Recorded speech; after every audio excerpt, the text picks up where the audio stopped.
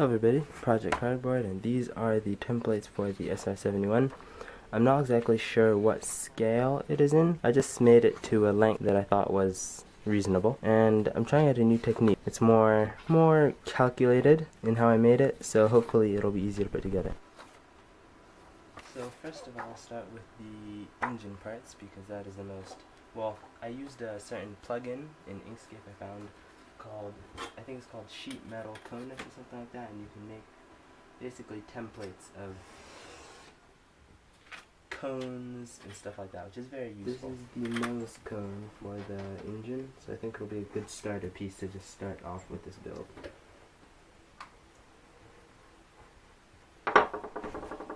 I'm going to use this handle of this X-Acto blade to take the paper like this and roll it into a cone.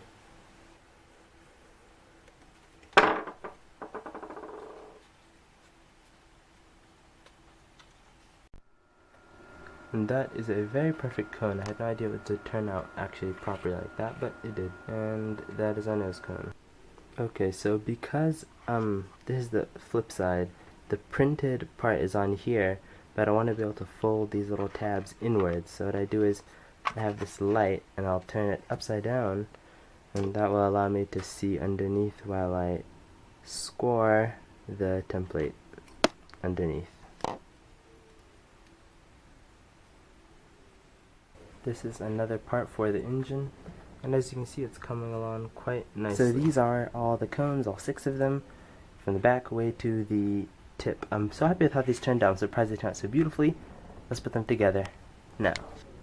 So put that on. Put it on.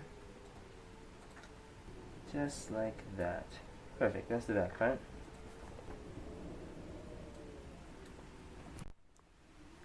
And here are the 2 engine nacelles. I hope that's how you pronounce it. And here they are, 2 of them. Exactly the same size. Here we have the 2 vertical stabilizers, and we will make these. Very simple, and those go right on the top here and here, and that will complete that. Then we can go on to the body, which will be the most intense part of this whole build.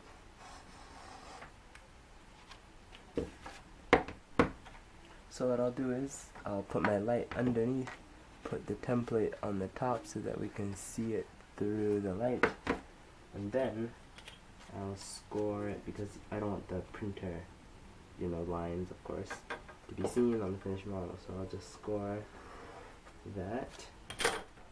And here are the 2 tail fins. So what I've done is I've stuffed the inside of them with just some rolled pieces of paper, and that'll give them that thickness that'll make them look realistic at the base. Oh, and you may notice that this one has a little indent in it.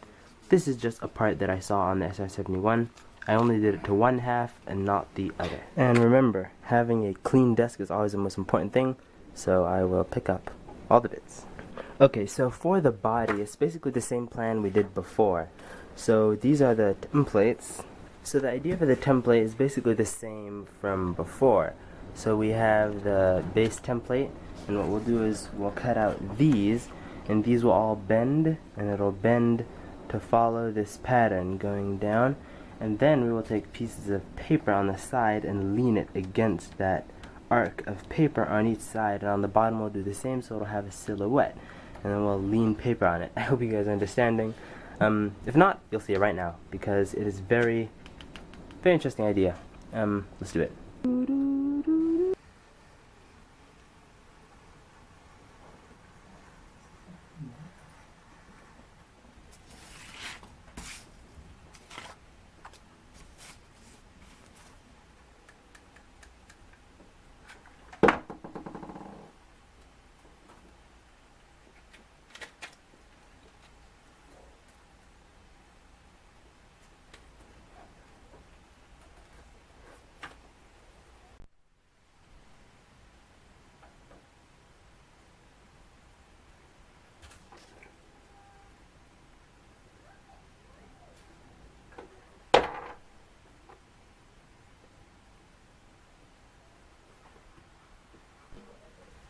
So now I have the center column, and it's very smooth, and it goes way to the back. This is the top part. So now what I'll do is I'll take a piece of paper like this, very similar to the last one, and lean it on all of these faces way down to the back. But for the back, we won't glue it to here, we'll leave it up so that we can have space to put a different part, which you'll see later. So that's what I will do, way up to this line over there.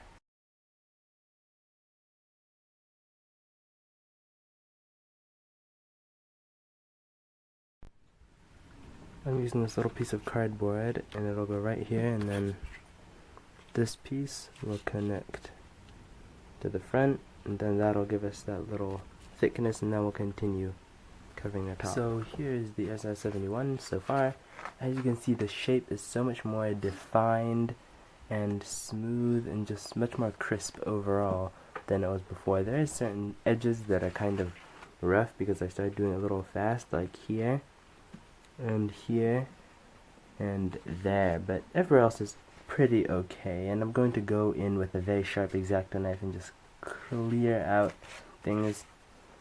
So we put the cardboard in to give that thickness here, which is what I was talking about. So as you can see on each side, we have some of that cardboard in there. So here is the bottom of the plane. Actually, this is the bottom. It is skinned way up to here, and then for this part I'll just cut little pieces to go over there. So this is a very rough little mock-up of the canopy cover. So as you can see, it's just I took a piece of paper, rolled it, and then scored it at the middle because it's like kind of sharp at the front, and then it just goes to round. So this turned out actually very well. So I'm going to take a knife, cut out a rectangle of how it should be, a little rounded towards the back, and then I will make a little cockpit, whatever, a little seat, a little dashboard, something simple, and put it in. And if I were to make this cockpit as detailed as the F-117 cockpit, it would have to be like a yard long because it's such a slender aircraft where even with this size, still the cockpit is only like 1 centimeter wide. So it's like, it's so very hard to fit detail in here. But that is what I'm going to do, hopefully. And then on the bottom I'll do the same, cut a little rectangle, put a little box in, and then put the landing gear in. And for the back, I don't think I'll be able to cut a hole because it's kind of filled, but I'll figure something out.